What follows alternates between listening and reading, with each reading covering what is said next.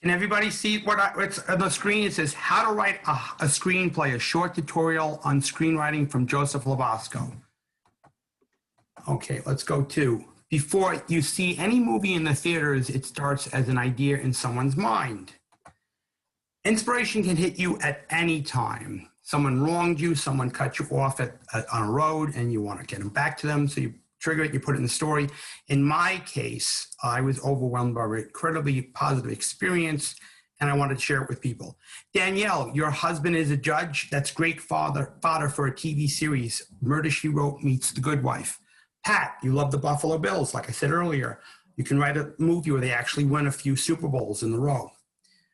What are the tools of the writer? You have to have pencils or a pen, and they always either have a pocket notepad, and for the modern time, you could record your inspiration on a smartphone. And the other tools, if you want to write a professional screenplay, is a laptop or a tablet. Now, why does the industry recommends laptops or a tablet? Because they're portable. You could take them to libraries. You could take them to coffee shops. And my favorite place to write is Panera Bread. Now, the other essential tool for writing a screenplay is called Final Draft. It's the industry standard. If you're serious about writing a screenplay, you have to use Final Draft. It does all the formatting for you. Don't be intimidated by the software. I was intimidated by the software. It took me a long time to overcome it. I viewed it as playing a video game. So if you approach playing with Final Draft like a video game, you'll overcome your fear of Final Draft.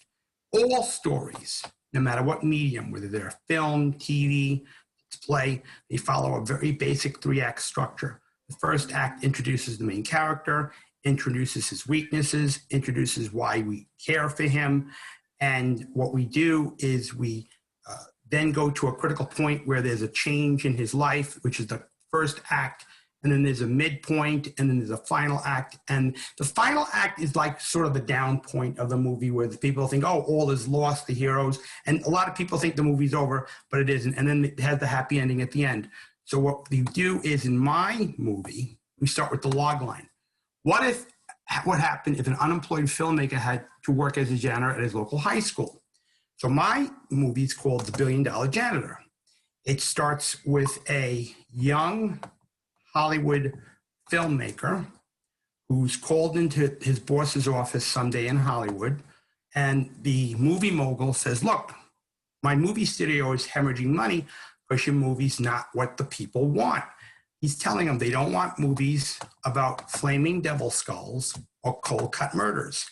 And he suspends him. Don't come back to my office until you grow the hell up. He says, we want movies based on real people and real experiences.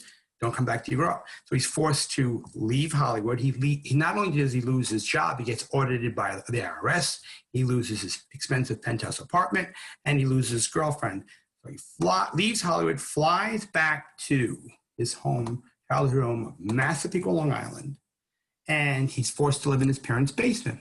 And his mother, who happens to be a school teacher for the local high school, says, look, we fed you, we clothed you, we even paid you for your tuition for NYU Film School. We're very sorry that you got fired. It's about time you have to learn how to clean up your own mistakes. If you want to live under this house, you have to get a job.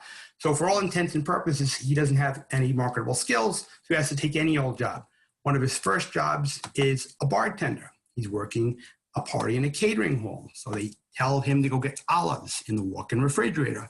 He goes into the walk-in refrigerator to get olives, and the door behind him is promptly closed and locked. That's how that job ended.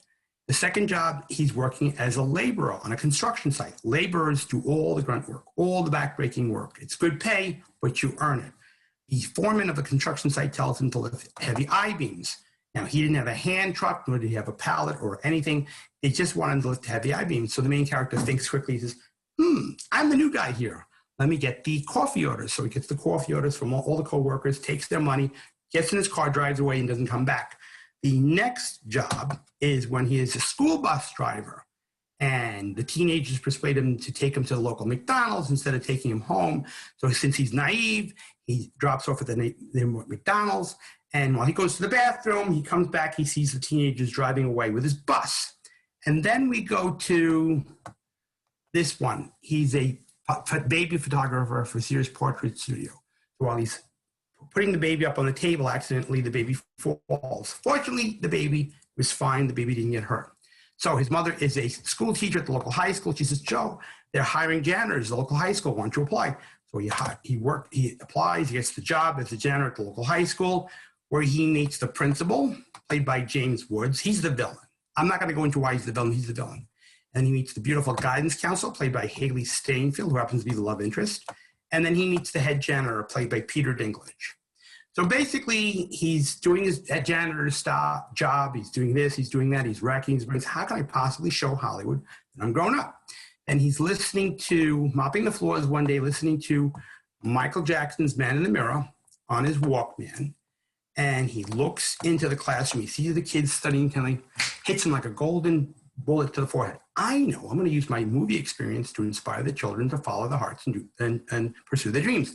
So that's his trajectory. He's going to be like a guidance counselor and a parent. We don't call him a guidance counselor or a parent because teenagers, they don't listen to their parents anyway. They listen to Taylor Swift, Britney Spears, God knows who. That's why the main character has to be bigger than life. So toward the end of the movie, he's asked by Haley Steinfeld to give the graduation speech to the seniors. So basically, he's going to teach them motivational technique, the secrets of success, and basically to teach them to dream big. And so the high school principal doesn't like what he did, fires him. And that's the low point of the movie. A lot of people watch the movie think the movie's over, he's fired, the kid's going to miss him, yada, yada, yada. He goes back to Hollywood, and he shows his script based on real life experiences to the head of the movie studio. The head of the movie studio reads it, greenlights it, makes the movie, and the movie turns out to be a blockbuster, makes tons of money. And basically what happens is the film, with its simple yet optimistic philosophy, becomes a blockbuster and causes a whole generation to believe in themselves. People watching the film will be able to follow their hearts and pursue their dreams. And so it's believe in yourself. So what we do now is we go to, that's how the movie ends. Now, where do you go to meet other screenwriters? Meetup app. And you have to have your work critiqued by your fellow screenwriters because they're objective. They tell you what's there and what isn't. So you have something called a table reading. The table reading is when you think your movie's polished, you show it. Each writer in the group takes a role. You play the role out like a stage play, and you listen to it. And then after everybody plays a part, you critique it. Critiquing happens to be the most difficult part of the creative process. It's necessary, because you have to learn how to accept criticism. Otherwise, you're not going to grow as a writer. So what else do we have? We have, how does a writer treat writer's block? Show a friend your work for encouragement. Get in touch with your inner child by playing with toys. Participate in Shut Up and Write Zoom group chats. That's when you're in a Zoom group like we are. We introduce ourselves. We tell them what we're writing about. Then we turn off the audio. We turn off the video, and we write. We use each other as muses. I'm going to skip that. I'm going to go back. This is the part. Let's go to when your movie is completed. You have your movie polished. You're ready to show it. It's called a Hollywood pitch meeting. You have about 5 minutes. You're in a room with Hollywood people, and you have to convince them very quickly why they would want to market your film. So you start with a log line. The log line is, what would happen if an unemployed filmmaker had to work as a janitor in high school? Basically, what we're doing is we're putting Tony Robbins in the high school to encourage the children to dream big. And that is this ending of my speech. I hope that I'm no longer a tyro, and I hope you enjoyed it. That's it. How did I do on time? Let me stop the sharing as well.